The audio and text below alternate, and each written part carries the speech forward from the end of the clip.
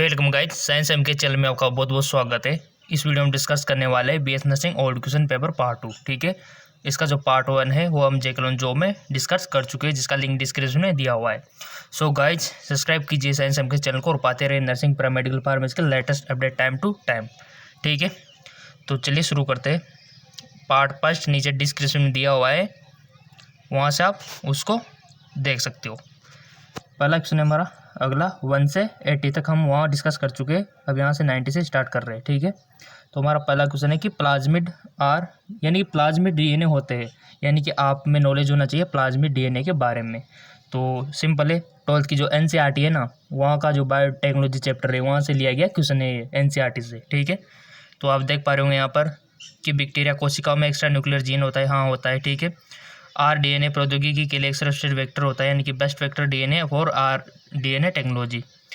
Bacteria cell में antibody के रूप में कार्य करता है, यानी कि ये जो सारे इंफॉर्मेशन है 3 की 3 ये सभी प्लाज्मिड डीएनए में होती है। ठीक है, तो हमारा राइट ऑप्शन क्या होगा? ऑल ऑफ अबव, यानी कि ऊपर दिए हुए सभी। ठीक है, तो इस ये वाला हमारा राइट ऑप्शन हो जाएगा। ठीक है, उपयोग सभी। चलते आगे, सिंपल क्वेश्चन है, अगर आप पढ़ोगे ना सब कुछ ईजी हो जाएगा। अगला क्वेश्चन हमारा कि निम्नलिखित में से कौन सा हरी खाद के रूप में उपयोग किया जाता है? देखो कितना सिंपल क्वेश्चन है, बायोलॉजी के सिंपल क्वेश्चन आते हैं सारे के सारे। फिजिक्स और थोड़ी केमिस्ट्री टफ रहती है और सब इजी होता है। नंबरिंग यहीं से बनती है, रैंकिंग भी यहीं से बनती है अच्छी खासी। ठीक है, तो बताइए क्या होगा? क्रोटोलेरिया, मेलिलोलस या फिर ट्राइकोलियम। यहाँ पर आप देखोगे एनसीईआरटी से लिया हुआ क्वेश्चन है 12th से, तो यहाँ पर ये सारे है ना, ये सभी के सभी क्या है? हरी खाद बनाने में उपयोग होता है, यानी कि उपयोग सभी। ठीक है, चलते आगे। पौधों से प्राप्त प्राकृतिक कीटनाशक के एजार्डे, रेटिनोन या फिर सिनेरिया या फिर उपयोग सभी। बताइए, सिंपल उपयोग सभी, सारे तो है। ठीक है, अब चलते आगे। थोड़ा सा क्वेश्चन सारे अटेम्प्ट करके आने हैं आपको, और बायोलॉजी के तो सारे करके आने, किसी को भी नहीं छोड़ने। ठीक है, परसेंटेज ही बायोलॉजी से बनती है आपकी एंट्रेंस एग्जाम में। केमिस्ट्री और जो हमारा है ना फिजिक्स, उनसे तो बहुत कम चांसेस होते हैं।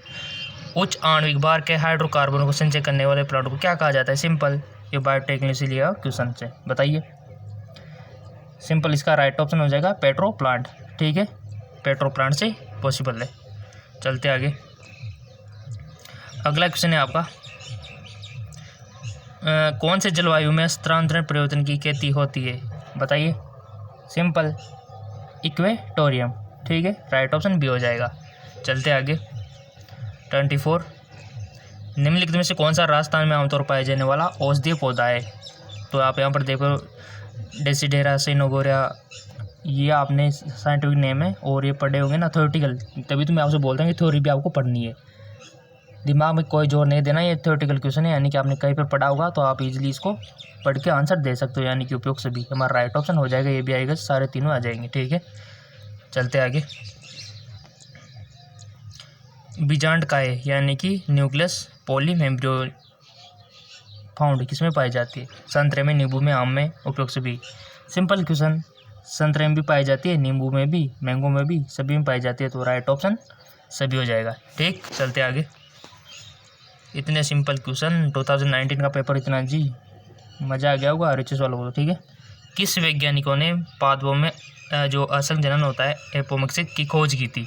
बताइए, अगर आपको इसके बारे में पता नहीं है, अगर अदर साइंटिस्ट के बारे में जानते हो तब भी आप सही करके आओगे। ठीक है, जानते हो कि स्वान तो कोशिका से रिलेटेड है, रोबोटो भी कोशिका से रिलेटेड है ना, और बचे 2 साइंटिस्ट, इसमें से तो हो ही नहीं सकता ऑस्ट्रेडिपो, तो क्या होगा? विंगलर। इस प्रकार से आप कर सकते हो, तो राइट ऑप्शन भी हो जाएगा। ठीक है, चलते आगे की ओर। सिंपल क्वेश्चन है, बायोलॉजी में परसेंटेज बनती है आपकी। ठीक है, मृदा जल कितने प्रकार का होता है? बताइए, सॉइल वाटर की बात कर रहे हैं। ठीक है ना, how many type of soil water? बता दो यार ऐसे। आई थिंक आपने सोच लिया होगा, राइट ऑप्शन हो जाएगा 4। ठीक है, 4 प्रकार का होता है। चलते आगे, अधिक जल का अवशोषण किस विधि द्वारा होता है? 4 ऑप्शन आपके सामने है, कोई भी ऑप्शन आपको सिलेक्ट करना है अपने माइंड में। ठीक है, उसके बाद जो मैं बताऊंगा कंपेयर कर लेना कि सही था या गलत था। तो अधिक जल का अवशोषण किस विधि द्वारा होता है? तो वो होता है पैसिव ऑब्जॉर्बेशन, यानी कि निष्क्रिय अवशोषण से। तो देख लो, ये रहा तो निष्क्रिय ऑब्जर्वेशन हो गया। तो सिंपल है, कितना ईजी है, बॉटनी भी बहुत ईजी है, यानी कि पेपर ईजी था। ठीक है, चलते आगे। प्रैक्टिस क्वेश्चन भी आपके साथ साथ में हो रहे हैं और क्वेश्चन पेपर भी साथ में हो रहा है। यदि जड़ों में ऑक्सीजन की सांद्रता बढ़ा दी जाए तो जल का अवशोषण क्या होगा? सिंपल, यदि जड़ों में हम ऑक्सीजन की सांद्रता को बढ़ा दें, अब आपने पढ़ा होगा 12th में, तो सिंपल है कि किस प्रकार इफेक्ट करती है ऑक्सीजन की सांद्रता जल के अवशोषण को। तो हम बढ़ा रहे हैं तो क्या होगा बताइए, बढ़ जाएगा या घट जाएगा या फिर कुछ नहीं होगा बताइए ना। सिंपल, बढ़ जाएगा। ठीक है, यानी कि ऑक्सीजन की सांद्रता बढ़ाने पर जल का अवशोषण बढ़ता है। सिंपल, ये फंडा आपको याद होना चाहिए। ठीक है ना, O2 की सांद्रता बढ़ेगी तो जल का अवशोषण भी बढ़ेगा, यानी कि समानुपाती होता है। ठीक है, चलते आगे। कितना इजी पेपर था, आप खुद मतलब बिल्कुल भी टाइम नहीं लगता इसमें सोल्व करने में। जल अवशोषण की प्रक्रिया, जल का सही मार्ग बताना है आपको, जल का चलन मार्ग बताना है आपको। तो मूल रोम से स्टार्ट तो होगा, ठीक है, तो श्योर है मूल रोम से स्टार्ट होगा, स्टार्टिंग वहीं से होगी और ख़त्म कहाँ पे होगा? जाइलम पे, क्योंकि जाइलम में इसका वहन करता है। ठीक है, तो आप देख पा रहे होंगे कि ये स्टार्टिंग बहुत सी जगह से हो रहा है, इस सभी जगह से यही मिल रहा है, तो आपको एक स्टेप पीछे देखना है। ठीक है, तो जाइलम से पीछे क्या आता है? अंतस्तवचा। तो अंतस्तवचा किस में आ रहा है वो आपको देख लेना है। तो ये रहा, तो ये हमारा राइट ऑप्शन हो जाएगा। इस प्रकार से भी आप याद रख सकते हो, और वैसे आपको थ्योरेटिकल पता है कि हाँ ये होता है, इसके बाद ये होता है, ये होता है, तो तब भी आप कर सकते हो। ठीक है, चलते आगे। सिंपल है, और पार्ट फर्स्ट भी देख लेना आप। पार्ट फर्स्ट नहीं देखा है तो नीचे डिस्क्रिप्शन लिंक दिया हुआ है, वहाँ से आप पार्ट फर्स्ट भी देख लेना। ये पार्ट 2 है हमारा। ठीक है, पार्ट फर्स्ट में और ज़्यादा नॉलेज मिलेगी आपको। ठीक है, समझने वाली बात है इसमें, इसके बाद उसको देख लेना। क्वेश्चन है हमारा कि प्राग्नली की वृद्धि होती है, किससे होती है? इसके शीर्ष बिंदु में। सिंपल, तो हमारा राइट ऑप्शन बी हो जाएगा। चलते आगे।